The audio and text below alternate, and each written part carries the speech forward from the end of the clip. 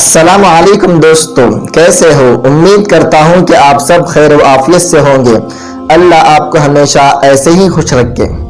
چلیے آج ہم ریاکاری کی قباحت کے بارے میں جانتے ہیں۔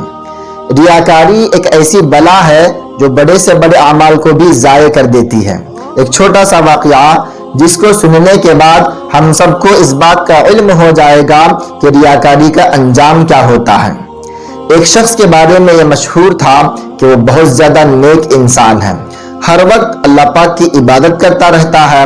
جب بادشاہ کو اس کی شہرت کا علم ہوا تو بادشاہ نے اس کے پاس پیغام بھیجا کہ ہمارا دل چاہتا ہے کہ ہم آپ کی زیارت کریں، لہٰذا کسی دن ہماری یہ خواہش پوری کیجیے اور ہمارے دربار میں تشریف لائیے۔ وہ شخص عبادت گزار تو واقعی تھا، لیکن اس کی ساری محنت لوگوں کو دھوکہ دینے کے لیے تھی۔ جب بادشاہ کا پیغام اس کے پاس پہنچا تو وہ دل کے اندر بہت زیادہ خوش ہوا۔ اس نے سوچا کہ بادشاہ اب مجھے بہت زیادہ انعام و اکرام سے نوازے گا، لیکن بادشاہ کے پاس جانے سے پہلے مجھے کوئی ایسی دوا پی لینی چاہیے جس کی وجہ سے میرے اندر تھوڑی سی کمزوری آ جائے، تاکہ جب بادشاہ مجھے دیکھے تو بادشاہ کو بھی یقین آ جائے کہ واقعی میں بہت زیادہ عبادت کرنے والا ہوں۔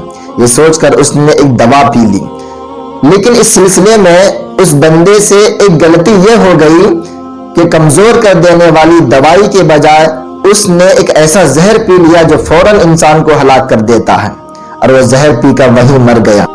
اگر اس نے عبادتیں لوگوں اور بادشاہ کو خوش کرنے کے بجائے اللہ کی رضا کے لیے کیا ہوتا تو اس کا یہ انجام نہ ہوتا۔ اسی لیے ہم سب بھی اس بات کی کوشش کریں کہ اپنے اندر اخلاص پیدا کریں، ہمیشہ مخلص بن کر رہیں اور ریاکاری سے بچنے کی پوری کوشش کریں۔ اللہ تعالیٰ سے دعا کرتے رہیں کہ اللہ تعالیٰ میری اور آپ کی اور پوری انسانیت کی ریاکاری سے حفاظت فرمائے۔